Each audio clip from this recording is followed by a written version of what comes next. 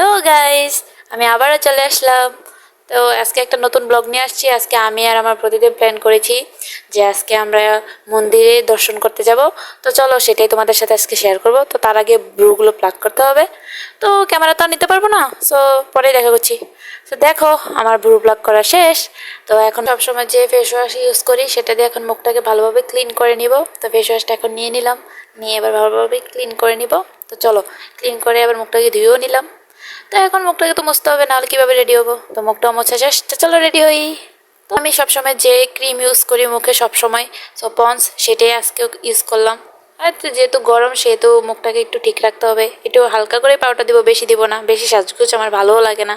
তো কারেন্টও নাই, তারপরেও বেশি গরম লাগতেছে। তা এখন চলো এখন ফেস পাউডারটাও অল্প করে নিয়ে নিব, যেহেতু অনেক গরম, বাইরে যাব, সারাদিন বাইরে কাটবে, তো অল্প করেই দিব। এবার চলো আইশ্যাডো দিয়ে নিই। শাড়িটাও পরে নিলাম, কারেন্টও চলে আসলো। তো এখন চুলগুলো বেঁধে নিলাম গরমের জন্য। তো এখন শাড়িটার সাথে ম্যাচিং করে চলো আইশ্যাডো দেওয়া যাক। দুই চোখে ভালোভাবে দিয়ে দিব একদম, যাতে শাড়িটার সাথে ম্যাচ হয়, যাতে দেখতে আমার কাপল কাপল লাগে আমার হাজবেন্ডের সাথে। তো কেমন হয়েছে বলবে। তো এখন চলো আইলাইনারটা দিয়ে দিই। আইলাইনার দিতে পারি না, চেষ্টা করি ক্যামেরার সামনে, তো আস্তে ধীরে দিচ্ছি। বেশি বেশি তাড়াহুড়া করলে আবার আইলাইনারটা না ঘেটে যাবে। তো চলো এখন তাহলে কাজলটা দিয়েছি। এই একটা আমার প্রবলেম, কাজল দিতে আসলেই চোখ দিয়ে জল পড়ে, তো কোনোভাবে আটকানোর চেষ্টা করলাম। তো এখন দুই চোখে ভালোভাবে কাজলটা দিয়ে দিব, যাতে আমার জামাইয়ের মায়াবী মায়াবী লাগে। তো জামাইকে জিজ্ঞাসা করলাম যে কেমন লাগছে, জামাইও বললো অনেক সুন্দর। তো চলো জামাইয়ের তো রিভিউ পেয়ে গেলাম। তো এখন চোখে মাস্কারা দিয়ে দিলাম। আমি আলগা পাপড়ি ইউজ করি না, সো চোখে মাস্কারাটাই বেশি গেলে আমি ইউজ করি। তো চলো এবার সবাই তো লিপস্টিক দেয়, তো আমি লিপস্টিকের আগে মেরিলটা দিয়ে দিই, যাতে ঠোঁটটা আমার না ফাটে। তো এই মেরিলটাকে ভালোভাবে মিশিয়ে নিলাম। তো চলো এবার ঠোঁটে লিপস্টিকটা দেওয়া যাক। ভাবছিলাম আর আমার জামাই কি দুষ্টামি করতেছে ওইদিকে। তো চুলের রিভিউটা দিতে পারলাম না, তো বেঁধে ফেলেছি, এটাই দেখলাম। তো শাড়িতে এটাই পরবো। তো সবাই বেসিক্যালি যা দেখি আমি, সবাই টিপই পরে, কিন্তু আমি টিপ পরবো না, কারণ আমার প্রতিদেবের সিঁদুরই পছন্দ। তো ওইটাই পরলাম, শীতিতেও দিয়ে দিলাম। তো চলো এখন বের হওয়া যাক। সরি রিভিউ দিতে পারলাম না, এখন চলো যাওয়া যাক। সো ফাইনালি আমরা সেই মন্দিরে চলে আসলাম। কুমিল্লাতেও যে এত সুন্দর এক টুকরো স্বর্গ আমি দেখতে পাবো সেটা আমি কখনো কল্পনা করিনি, অনেক সুন্দর ছিল। তো চলো তোমাদেরকেও সেটা সবটা দেখাই। তো এটার নাম হচ্ছে শ্রী শ্রী শিবশঙ্কর ও শ্মশানকালী মন্দির। তো যারা এখন ভিতরে যাই, গিয়ে সবটা তোমাদের দেখাই। তো চলো এখন মন্দিরের ভিতরটা সবটাই তোমাদের দেখাই। তো প্রথমে আমরা চলে গেছি শ্মশান ঘাটে। সত্যি এই শ্মশান ঘাটটা দেখলে আমার একটা কথাই মাথায় আসে, যে আমাদের সকলেরই শেষ গন্তব্য এই শ্মশান ঘাট।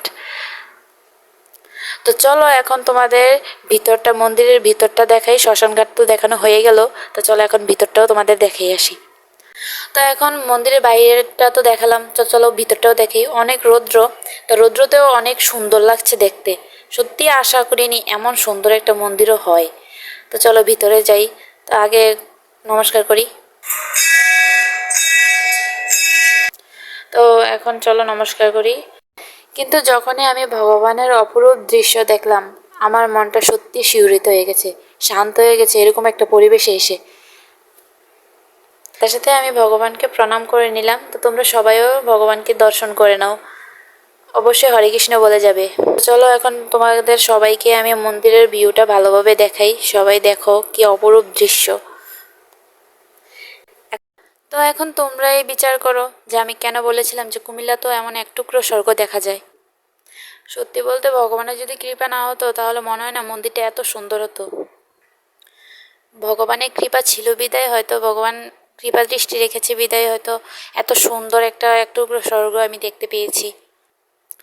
এখানে আসলে সত্যি মনটা অনেক শান্ত হয়ে যায়। তা আপনারাও যদি আসেন অবশ্যই দেখবেন মনটা আপনাদেরও অনেক শান্ত হয়ে যাবে। তা আমার মনটা যে এতই ফুরফুরে লাগছিল, তা আপনারাই দেখতে পাচ্ছেন যে আমি কিভাবে ঘুরছি, এতটাই ভালো লাগছিল আমার। মন্দির ঘুরতে ঘুরতে মনটাও এতটা শান্ত লাগছিল, সব কিছুই ভুলে গিয়েছিলাম যে যাওয়ারও সময় চলে আসছে। মন্দির ঘুরতে ঘুরতে যে এতটা সময় হয়ে যাবে কখনো ভাবতে পারিনি। তো সূর্য দেখতে দেখতে অস্ত চলে যাচ্ছে, আমারও যাওয়ার সময় চলে আসছে। তো এখন মন্দির দর্শন শেষ, মনটা অনেক খারাপ লাগছিল।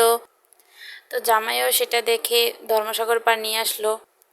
তো তোমরা যদি সবাই এরকম ভিডিও মন্দিরে দেখতে চাও তাহলে সবাই লাইক করবে অবশ্যই। এরকম ভিডিও আরও পেতে চান তাহলে অবশ্যই আমাদের পাশে থাকবেন। চ্যানেলটাকে সাবস্ক্রাইব করে।